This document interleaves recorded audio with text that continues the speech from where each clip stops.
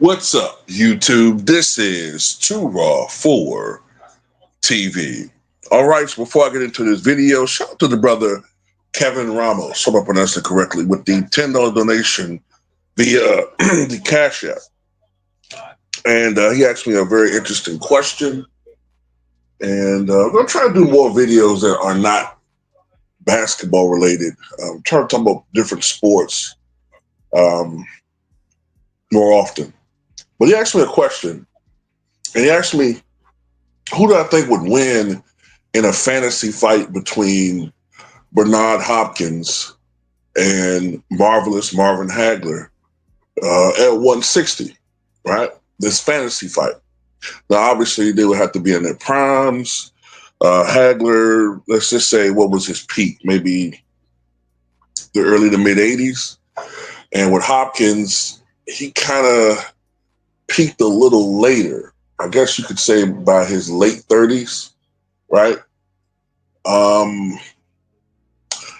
Hopkins, just a little tell of the tape here. Hopkins had a height advantage, a significant height advantage over Hagler. Hopkins is 6'1", Hagler 5'9". However, Hagler had significant reach advantage. Hopkins a 71-inch reach, Hagler a 75-inch reach, both at 160.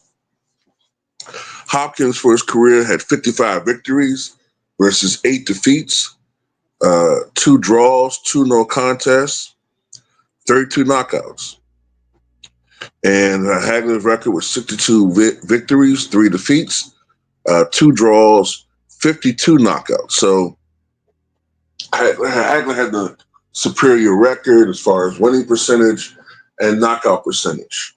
But Hopkins had a historic run at middleweight. He was a middleweight champion for a decade, which I believe was the longest run as a middleweight champion. And of those 10 years, he was the undisputed middleweight champion from 2001 to 2005. If I remember correctly, I think he became undisputed when he beat Felix Trinidad. And that was a fight that was expected to be a very close victory. I would even argue that Trinidad may have even been favored to win that. It's been so long since that fight has happened. I think that fight happened not too long after 9/11, if I remember correctly. But as we all know, Hopkins dominated Trinidad, and I believe he held the undisputed middleweight championship until he lost to Jermaine Taylor, I think it was. He was also Hopkins' lineal light heavyweight champion for about a year, 2011 to 2012. Marvin Hagler was the undisputed middleweight champion for 7 years, 1980 to 1987. Of course, I believe he beat Alan Mentor to win the undisputed middleweight championship, and he lost it to Sugar Ray Leonard in 1987. I think it was April 6, 1987. And a lot of us think that Hagler got screwed, but it is what it is.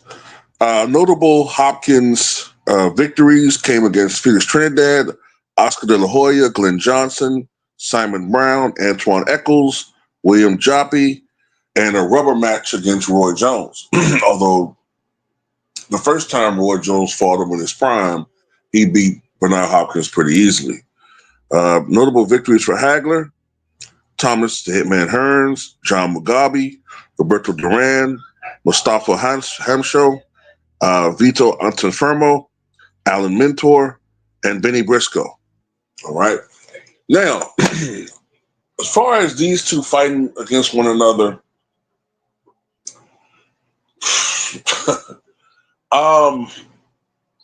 I don't think a knockout would occur. I mean, when you look at, I know that Hagler had 52 knockouts. I know Hopkins had 32 knockouts, but Hagler's knockouts tended to come more from attrition. Although he did have some knockouts and knockdowns. He was harder hitting, obviously, than Hopkins, but a lot of his knockouts came from just the sheer motor and aggression that he had.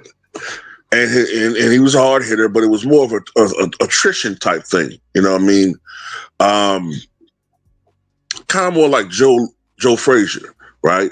Whereas a guy like Rocky Marciano, Mike Tyson, George Foreman, Ernie Shavers, those were the guys that had one hitter quitters. Okay, Tyson's knockouts were often because of the fact that his punches were hard, but they were fast and you didn't see them.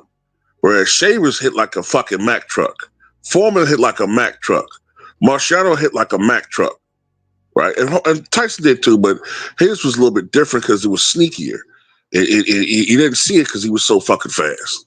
Fastest one of the Tyson in his prime had some of the fastest hands that I think you ever seen a heavyweight ever have. So because of the fact that Hopkins was a defensive specialist, right? And knew how to play, adjust uh, and fight you at certain angles where it's kind of hard to hit him clean. I don't think that Hagler's going to get a lot of good shots. I mean, he's going to have some, obviously.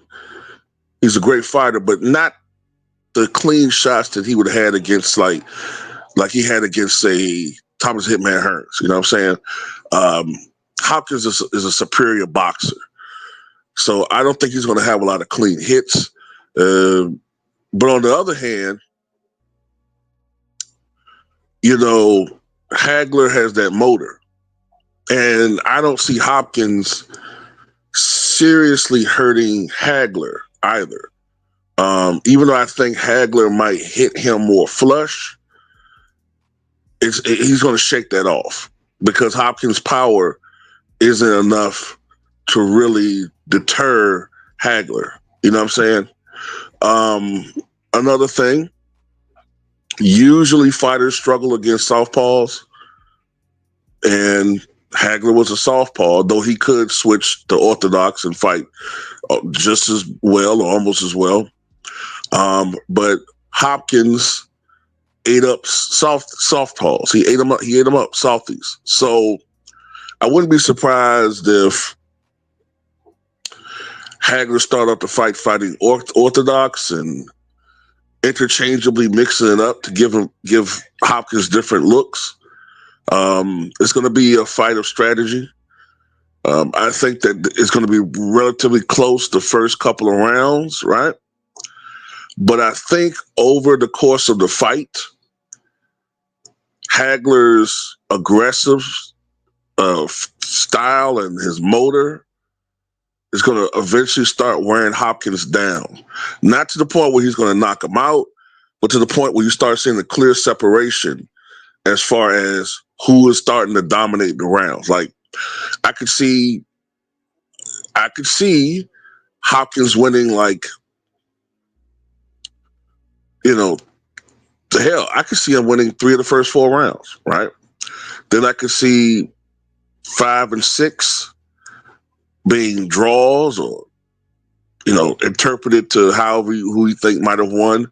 But then as we go to 7th and 8th rounds, I could see Hagler beginning to dominate just through his sheer out punch, his punch output. I could see it starting to kind of affect Hopkins. You know what I'm saying? And some of those punches, like I said, they're not going to get through with the normal frequency because of Hopkins' defensive greatness. But ultimately, I think that Hagler will prevail in points. Like I would give him like maybe like the last 4 rounds, and like I said, one of the early 5th rounds, and then maybe 7-5 or something like that. I think he would get a majority decision or maybe even unanimous decision, but definitely a majority decision. I would give it to Hagler. That's just my opinion, though. You know what I'm saying? But think about it. Sugar Ray Leonard barely beat Hagler as Hagler was slowing down, right?